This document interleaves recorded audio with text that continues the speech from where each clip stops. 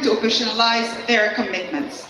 I'm honored to work for GFANZ at the Lead for North Africa, and I would like to hand it over now to the co-chair of GFANZ, Dr. Mark Carney, to lead the panel. Thank you so much. Okay, fantastic. Welcome everybody. Team Director, I'm going to spend about 5 minutes doing a quick overview of what we've been doing, exactly as just said, to operationalize, and I'll go to the next slide. I'm going to try something, a little difficult. We brought some pictures to keep you focused, and we'll make these available right after this. Look, last year was about mainstreaming commitments, the 450 members, 130 trillion. This year has been about operationalizing those commitments, net zero plans and JETPs and beyond, and then implementation through the following year. On the next slide, you get a bit of a sense of the scale here. And contrary to what you might hear, GFANZ has been growing rapidly. It's one of the only financial metrics that's grown this year. 150 trillion in balance sheet now, up from the original 70 when it was launched, and over 550 members, 50 countries, Africa network, and Asian network. Okay, let's get into the meat of what those members are doing. And the first thing is pulling forward adjustment, breaking the tragedy of the horizon. Yes, it's important, it's fundamental to have the net zero commitments for 2050, but what's critical is the near-term targets. 160 founding members of GFANZ, the April of 2020 founding members of GFANZ have targets due for today.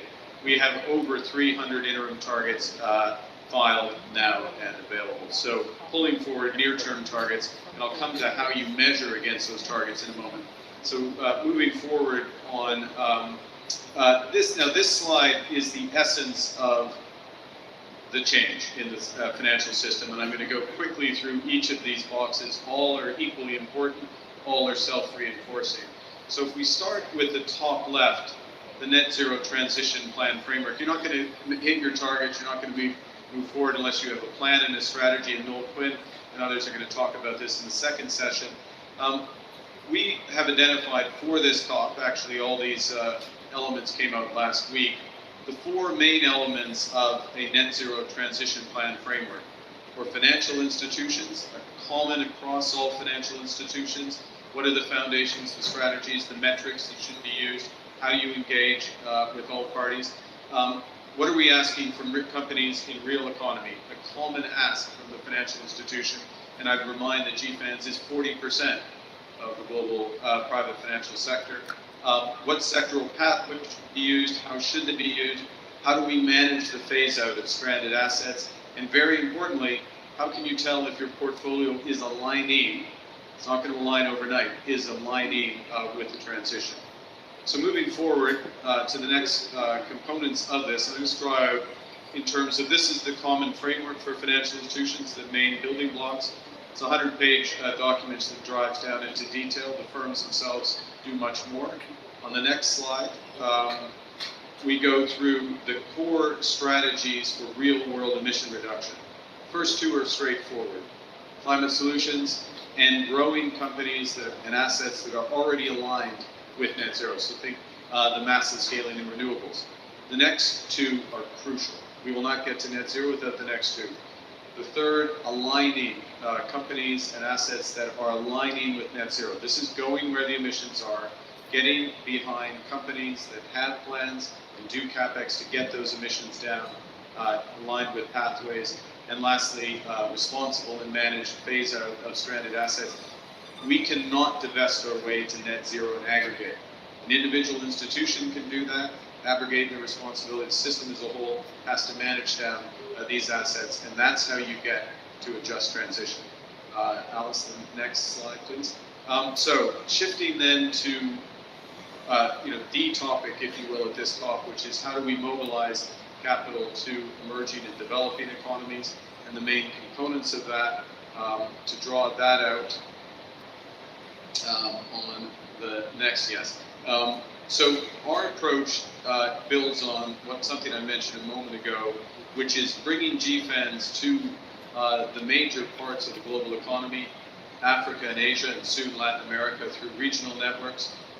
But that means bringing the characteristics of those regions to GFANZ. It means tailoring net zero strategies, tailoring alignment to the realities, tailoring the building of markets to theirs. The next core component of a multi-channel approach to getting capital emissions down, just energy transition partnerships. Many in this room will be familiar with what's happening with South Africa. You're going to hear more from Vietnam, from Indonesia, and others. UEFA is not formally a JETP, but in many respects, Egypt's program is a model of a country platform. But you don't have to wait for the G7 in order to move, and we'll be there to help you on financing paths. And many of the members who are helping Egypt and other countries are sitting here, and some of them in the front row. So if you're from a country that wants to accelerate the country platform, buttonhole the front row here, and they will be there. Last point, carbon markets. They're small, and they're small because they lack integrity. It's a collective challenge to build integrity because they can be a key component of financing. So I'll speed up and go to the next leg of this, which is on clean energy transition. I think a very fundamental point here is that we need to phase out fossil fuels, but in order to do so, we need to ramp up renewables. The current ratio of clean energy to fossil fuel investment is 1-to-1. It's about what the IEA expects at this point. Key point of IEA, IPCC, and others is we need to ramp that up to 4-to-1 by the end of this decade. So it's much more about building the numerator than trying to shut the denominator overnight. In fact, I'd argue we're not going to shut off the denominator to fossil fuel without the ramp on renewables. So the bigger focus is on what is holding up that growth. We don't think it's finance, but we do need to get the additional trillion for energy finance on the emerging economies. Last couple of points, public policy. Not going to surprise you, but there are asks of governments because finance makes transition possible. The scale of finance makes it possible, but we need energy strategies from countries. We need regulation to adapt to a net zero economy. Emmanuel Faber and ISSB leading this on climate disclosure, but we also need a common framework for transition plans. We provided it. We provided it this week. Some jurisdictions are going to make that mandatory. Others should consider it. Carbon markets working. Obviously support for households and businesses, and the support to JETPs and country platforms. Last point is around accountability. As many of you will know, but you all should know, and you all should use it, encourage others to use it when it's up and running by next year, is the new net zero public data utility. All the major data providers, Henry Fernandez is here, we'll hear from him in a moment, from MSCI, I think Refinitiv, I think S&P, Moody's, Bloomberg, others, providing their data under the auspices of the UN, under the UNFCCC, with the support of the OECD and the other major authorities, so that you have a single point, open source, free source of data on the financed emissions of financial institutions, their targets and their performance against targets. And this is my last point, which is that what this will bring is a feedback mechanism. You'll be able to tell who's performing well against their peers. Of course, that's fundamental, which banks are doing well in jurisdiction, but also which jurisdictions are falling behind, and to what extent that is a consequence of climate policies, and how do we turn those so we get into a virtuous circle. So thus endeth the slideshow, and everyone else, I can only operate with props.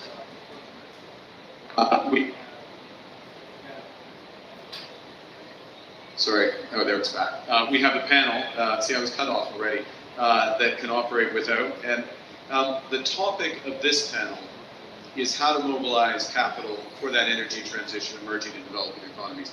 Getting up from the less than 100 billion that's going to the energy transition today in those countries to that trillion we need per annum by the end of this decade.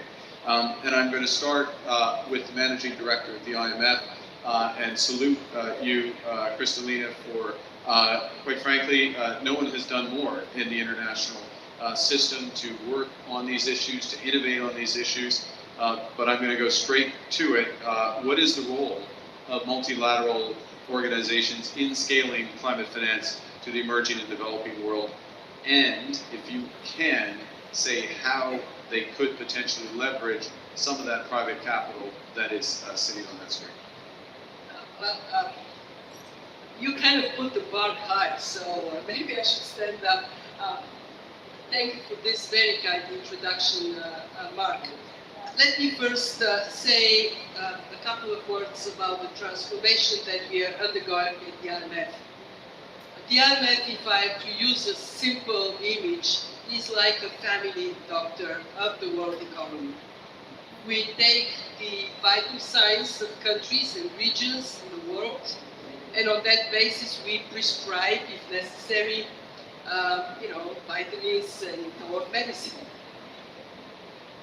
Up to a year ago, we would take the vital signs in a narrow way. Blood pressure would be balance of payment of countries. Pulse would be the growth rate of a country, and then we measure inflation, and we stop there. And then we look into financial stability indicators. But clearly this is not enough. A world where macroeconomic and financial stability is at high risk of climate shocks, and a world where the transition to low carbon and climate resilient economy is a huge opportunity for countries, requires the family doctor to expand the measurement. And that is what we have been doing and continue to do. We are working on integrating carbon emissions as an indicator that could sit right next to employment, inflation, growth. We are working on how to measure vulnerability so we can inform decision making in countries on that basis as well. And most importantly, we have now board-approved climate strategy that mandates us, when we engage with countries, if they are large emitters, to include assessment of mitigation policies and integrate them into fiscal policy, monetary policy, financial policy. If they are highly vulnerable to climate shocks, to do the same in terms of building their resilience. We have done, Mark is right to say, and actually I don't take credit, it is the staff of the fund that have been driving all this. We have also been innovating in financial terms. The IMF last year issued to all members 650 billion special drawing rights. This is a reserve asset we produce on the strength of the home membership, and we give it to everybody. But our strong members really don't need it, so they put it at the bottom of their reserves, and it becomes a dormant asset. So, can I use my Sleeping Beauty analogy? Please. Okay. So it is like a sleeping beauty, and we need a prince to kiss it and wake it up. That happened to be first President Emmanuel Macron, who understood the viability of this dormant asset. France was the first one to commit 20% of their SDRs to on-land through the fund for climate investment. And he even now increased it to 30%. The result is we have 40 billion of something that would have done nothing, now deployed for the climate transition. And we have 4 countries that have already crossed the line of agreement with us. There were 3 yesterday, Mark, there are 4 today. Barbados, Costa Rica, and Rwanda were the first 3, as of today also Bangladesh. Why I'm giving you this story? Obviously because it is important for you to understand what the fund can do, and those of you who are policymakers, please work with us for the betterment of economies. But also because it is a vivid example that creativity, innovation is possible. Then we make the next step. What are we going to use the 40 billion for? And I'm challenging my staff to use it primarily to unleash the potential for private investments In other words, we lend to countries money. They can use it as first loss guarantee, they can use it as equity investment, they can use it as a sweetener in a pipeline of projects, whatever makes sense to them. We actually don't interfere. What we want to see is that they have strong policies that make private investment in climate mitigation and adaptation viable. You asked me what is my advice to the MDBs. It is very simple. It has two parts. Part number one is use your collective power. Individually, each one of the MDBs is good. But if they think of themselves as a system, of course there's risk because they can leverage each other and they can expand their lending capacity. And to use this financing for only one of two things. Either to finance what the private sector would never finance and should never finance. For example, solar in remote areas when it's not financially viable. Or finance removal for private investments. And that second part, removal of barriers for private investments, is where the big potential is.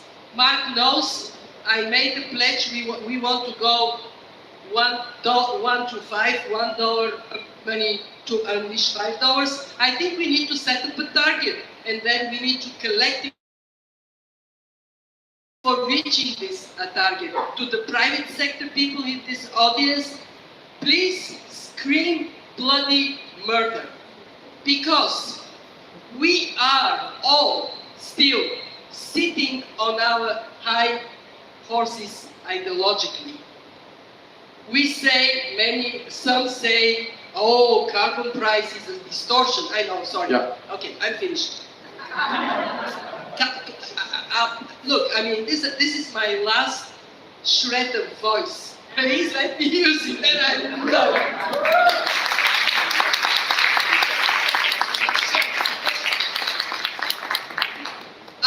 I want us to recognize that we should have carbon price going up, so pollution is being priced, and we should have subsidies for accelerating green investments, because otherwise we won't cross the finish line on time. Thank you.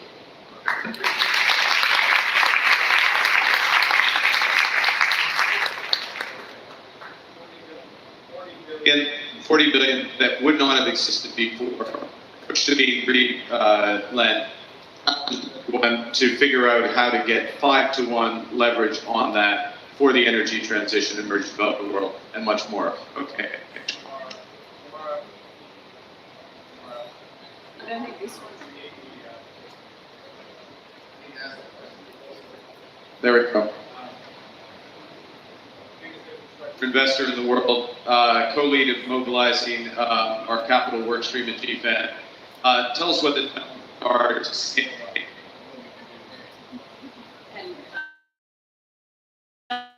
Great. If I can just continue the Dr. Kristalina analogy. So I think it's fantastic that we've got the doctor, looking at the patient's issues and prescribing, but just like the medical system, I think that analogy is appropriate, that the patient doesn't get better without having things like nurses and pharmaceutical companies developing medicines and pharmacists and hospitals and the public sector funding and the private sector coming and funding, etc. And I think this climate challenge is no different. So it's great we have the doctors prescribing, etc., or the MDB role and the 40 billion. But when we looked at what we're going to do for the emerging markets and developing countries, we settled on this country platform approach, Mark, as you know, because I think each patient's glide path has to be tailored to the needs of that patient, and I think it's a great analogy. And Henrik, you're looking at Africa, Juan Carlos at Colombia, but I think we have to go country by country, and we started out with India in terms of CF, and the jet feeds are the same South Africa, Vietnam, etc. So what we're trying to figure out is country by country, what is their transition for climate based on what their natural resources are, the challenges they face, etc. And then bring together public sector players, private sector, etc. to deliver on that. And just as it takes a village to raise a child or to heal a patient, it takes a village to address this kind of thing, and we need the developing country governments to set their glide path, just like, say, the UK did for prioritising offshore wind with contract for difference structure. Where do they want to go? In India, the areas we're looking at is things like hydrogen in energy, e-mobility solutions, the grid infrastructure in energy, and water recycling, and four that between 9 private sector players we've prioritised in India. So we need the developing governments to set the framework. We need the developed markets, as you say, to fund the MDBs. We need the MDBs playing a role. We need the global finance, which, as you say, we now have 150 trillion committed by 550 people, but the money's not flowing unless we can also have the locals plus us deliver a pipeline of projects and de-risk those projects in a way that the money of the developed world, which is money of retirees and savings of nations, and has to be invested to get appropriate return for the risk, can come and invest in these projects in the developing countries. Now, our view is if we can get all that done, it's actually smart business, and it should be good return for the risk for these investors to put their money there, because if you're delivering to community outcome, creating value, you should actually be able to share in it. And that's certainly been our experience as Macquarie as an alternative asset manager investor, is that we have been going into these new countries, developing early stage projects, getting very high returns if we can bring our expertise to do risky early investments, and then we can catalyse that into much bigger pools of capital. I think for us, really what we're doing, Mark, is trying to understand for each of the players, the participants in the medical system equivalent, in each situation, what are their objectives, what can we do? So what's the glide path the government needs for its community? The MDBs, we've had brainstorming sessions at this session, and thank you GFANZ for convening them all, that have told us things like they want their interventions to be transformative, they want them to catalyse a lot of capital, similarly with others. I might just briefly, before I hand over, mention, so one example we're doing in India is this e-mobility project with the Green Climate Fund. It's an involvement of the local governments, the MDBs, etc. But I mentioned there's 4 areas we're looking at in India. E-mobility is one of them. Transport is 13% of emissions in India. And so we at the Green Climate Fund thought certainly 2 and 3 wheelers, it's the default choice of rational actors to go for an EV. It's the cheapest alternative. In larger vehicles and fleets, it's very expensive in terms of the upfront capex. And that was a deterrent to this taking off, even though long term it's the most economic thing to do. So we've set up a leasing facility with the Green Climate Fund to help people transition that upfront fund. They're putting in a couple of $100 million of equity, we're putting in a couple of hundred, we're raising $1.5 billion. We're raising debt to get that up to $1.5 billion, and we're hoping to avoid 9.5 million tonnes of CO2 over the life of that facility. But very importantly, we're hoping for the Green Climate Fund to help them roll their money out and send it to the next project, also catalyse their money, but also put it into something transformative. So that's just an example of it. Ultimately, I think what we're trying to do is country by country, glide path by glide path, pipeline by pipeline, get the projects ready for all this money that GFANZ has managed to mobilise to get invested. And it'll be a slow journey early on, and we think it'll hopefully snow. Yeah, exactly. Okay. Turn to Hendrik Detroit, who's on our Africa Advisory Board, the principal group at GFANZ, one of the largest asset managers in Africa, involved in the South African JETP, amongst many other things. And your perspective, Hendrik, please. Mark, can you hear me?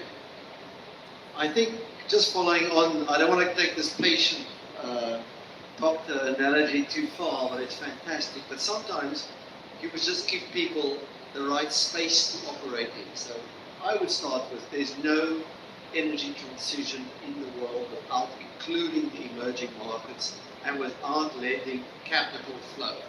That's the first thing. Now we're in the business of intermediating that, both the debt and the equity side. But we need some interventions. I come from a country where the power system is more than 85% driven by coal. You cannot run a green business, a competitive business there, if you haven't got a power system. So you need a catalytic intervention, which is where blended finance comes in. And you need to have some competition. It was exciting yesterday when the Namibians launched their green hydrogen, which is a really exciting project. We're working with Germany in particular. The South Africans sort of, and I chatted to the president later, that the hydrogen ambitions grew. You know, the competition in the region is really important, but that catalytic investment to get the power systems to work. So in the end, it's about power and people. As far as people are concerned, it's making sure. And you can't close coal down in one place if all the solar and all the stuff happens in the other half of the country. Again, using the South African example, the renewables, which are really still small but are going to grow significantly and largely private sector financed, will be in a completely different part of the country from the big companies. The most underrated people in the room are emerging market companies. I see Noel here, he lends to them. They're resilient, they're used to tough conditions. They are quick to adapt. Again, using the South African example, 65 to 75, I'm not quite sure, I couldn't verify the number, north of R1 billion, which is the local currency, which is 50 or $60 million projects on the go starting. Anglo-American, a local mining or international mining company with local roots will be within 5 years 10% of the total power provision. So if you can, now how do you fund the corporates market? That's the last, your question is how do you scale it? You scale, because emerging market banks aren't big enough to do it. They don't always have access to debt capital markets. Next to what Shamara does or what you come and do with Brookfield or other people in the private side or the companies do with their own balance sheets, you scale the debt markets. And sometimes, Kristalina, we need a little bit of risk mitigation, otherwise certain pension funds will power of people, and then a little bit of competition, odd catalytic investment, and then a scaling of the debt market. I hope that helps. That's a great formula. And I'm just going to ask you to pass the mic to your left, to Juan Carlos Mora Uribe. You do many things. You run one of the biggest investment banks in Latin America, but you also devote time to these catalytic initiatives on behalf of GFANZ and CFLI in the region. So I'd invite your perspective, please. Thank you, Mark. Good afternoon, everybody. CFLI decided to create two regional pilots, to start developing projects at the country level. And we started with India last year, September last year. And from there, we learned and we launched in April the pilot for Colombia. And we started inviting first private companies, and we obtained a very good response. Everybody was eager to have a platform in which they can talk and dialogue and have that space to share their ambitions, but also their projects. So, and also we invited international companies. So now we have a mix of 6 local companies and 4 international companies talking about projects. We have 4 tracks, and from there we have projects, and we start from inviting the government, which is key part of the solution. We need to build trust among the different participants, especially between private and public sector, and we are starting to do that. Now we have a platform in which we can build that trust, start talking about the framework that the projects need, start talking about specific projects, And also, we have a platform in which we can talk about how the private sector is aligned with the government projects and ambitions and policies, so we can work on the same direction, not on different directions. So I see that so far, because we are still in the early stages of these initiatives, the results are very good, and I recommend that we move forward with other pilot projects in other countries, and we can create a network of regional initiatives, of country initiatives, in which we can really leverage the projects and achieve much more working together. Fantastic. I seem to have cornered the mic, so I'm going to bring the mic over to Robbie Menon, who, as we all know, runs the MAS. He actually chairs the Asian, co-chairs our Asian regional network, but very importantly, the NGFS, which is the group of 100 central banks and supervisors who think about greening the financial system. So the question is, what's the role of regulators and policymakers in helping with these transition issues? Robbie. Thank you, Mark. I was about to walk to you to get the mic, but thanks. I'm grateful to be here, to be given this opportunity. 3 quick data points and then 3 action points to address the question that Mark asked, what can policymakers do? The data points. 1, the biggest impact we can make on global greenhouse gas emissions will be in Asia. More generally, the emerging world, but in particular Asia. Asia accounts for 50% of greenhouse gas emissions. 85% of primary energy consumption in Asia comes from fossil fuels. So you know where to focus if you want to get the maximum reduction in greenhouse gas emissions. Second data point, the most moving action that you can do in Asia to reduce carbon emissions is early phase out of coal. A distant second is reforestation and to stop deforestation, but early phase out of coal. The area as a community, the financial sector needs to focus on. There are 5,500 coal plants in Asia. Average life, 10 to 15 years. Average life of a coal plant in America and in Europe is 45 years, 35 to 45 years. So you can look at the economic life of those coal plants in Asia. The world will well be past 2.5 degrees Celsius before they run the economic life. So we need a strategy for that. Third data point, decarbonization and development go hand in hand. Hundreds of millions of people in the emerging world, Asia, Africa, Latin America, do not have access to electricity, drinking water, and modern sanitation. In Southeast Asia, from where I come from, 45 million people still do not have access to electricity. And these are middle-income countries. They are not poor countries. 45 million people. So these are the 3 data points. We need a transition that does not force people to choose between decarbonization and development. So what can policymakers do? First, I think we need a concerted global effort on the managed decommissioning of coal-fired power plants. And this requires several parties to come together. Governments must set clear national policies, as Mark just explained in his presentation. And I think we need a consensus on how this can be done in a responsible and credible way. Coal has no place in a net zero world. But getting from here to the net zero world, we need a strategy to gradually decommission them. And here GFANZ is the Asia Pacific network of the GFANZ is working on providing guidance to financial institutions. When I speak to financial institutions, they tell me, we know this is the right thing to do, but we need air cover. Because coal is very controversial. You're going to get hammered by our stakeholders, NGOs, and so on.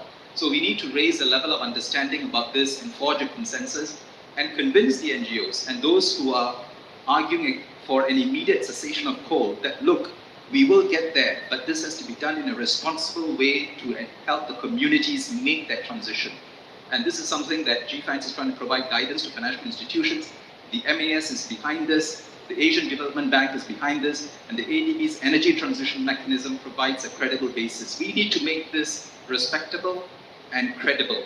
And if we can do that, I think we can move the needle. I saw the article in the FT this morning, rubbishing GFANZ and the controversy over coal. We need to address this as a global community. Second, scaling blended finance. This requires active public-private partnership. All the balance sheets of the multilateral development banks put together is not going to move the needle on reducing emissions. Private capital, the kind of capital that GFANZ's membership has amazed, can do it. But they will not come in the scale that's required unless there is a sensible risk sharing. You need some equity risk to take off some of this. And I'm so gratified to hear what Christina just said about the focus of NDBs on multiplying private capital. The NDB's key performance indicator is not how much loans are extended for a green or transition project. It's not. It is about how much additional dollars of private capital have I crowded in for every dollar I've put out, and how much CO2 emissions have I managed to reduce. Focus on outcomes and impact, and crowding on private capital. Everyone's talking about this at COP27. We got to get this done next year and get a consensus around this. So this is another thing that policymakers can do and must do. The NGFS, we've launched in our own small way, blended finance initiative just this afternoon. We will produce a handbook with the help of the IMF, which will go into drawing lessons from past case studies of blended finance. This is not rocket science. It has been done, but not all have succeeded, none have scaled. So we've got to ask ourselves, how can we move from projects to platforms, and from platforms to programs? And blended finance programs that have multiple stakeholders involved and spreading the risk across a diversity of assets is the way to go. But we need to start small, and so the NGFS is going to be doing some demonstrative projects together with the IFC, the IMF, and the ADB, and so on. But this is another problem that we need to solve. Last way in which policymakers can play a role is oversight of transition plans. Last year was the year of net zero commitments. This year is the year of transition plans. How are you going to get to net zero by 2050? In order to get to 2050 net zero, there is a lot that needs to be done between now and 2030.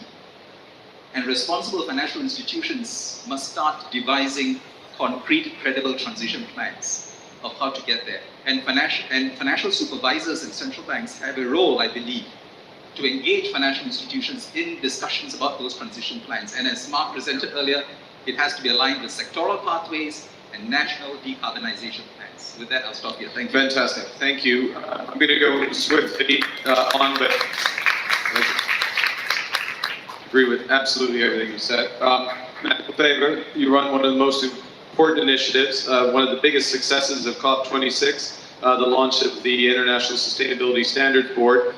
We'll want to bring it to the regional level of Africa. And how does it apply in Africa? How will you make it work? Thank you, Mark. Well, yes, indeed. I mean, that's our first birthday here. So thank you for inviting us. I'm truly amazed by the momentum around our work, which I think speaks to how urgent was indeed the data. Yeah, because we need to do our part.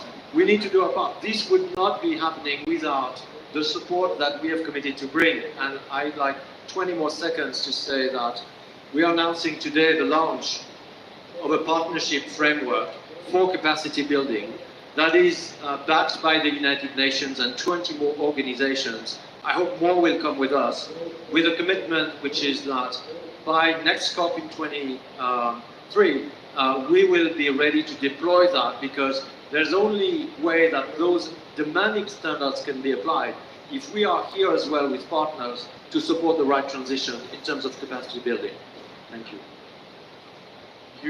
Hugely important. Okay, Tracy McDermott runs the Net Zero Banking Alliance. What can banks do as part of this? You get the last word on this panel. Thank you. And conscious of time, so I'll be quick. So, as we know, private finance and banks in particular are going to be absolutely critical to supporting the transition in emerging markets. But as Mark said in his intro, the easiest way to beat net zero on an individual institution level is to exit all those clients that are heavy carbon emitters. That doesn't actually do much for you and your shareholders. It also doesn't do anything for actually supporting the transition. So the reason the NZBA was established, actually 18 months or so ago, as a UN-convened but bank-led body, was to really provide a collective voice for banks to help us manage through this tricky transition of what we're supposed to do. We now have 122 members from 41 different countries, up from just 43 when we set up.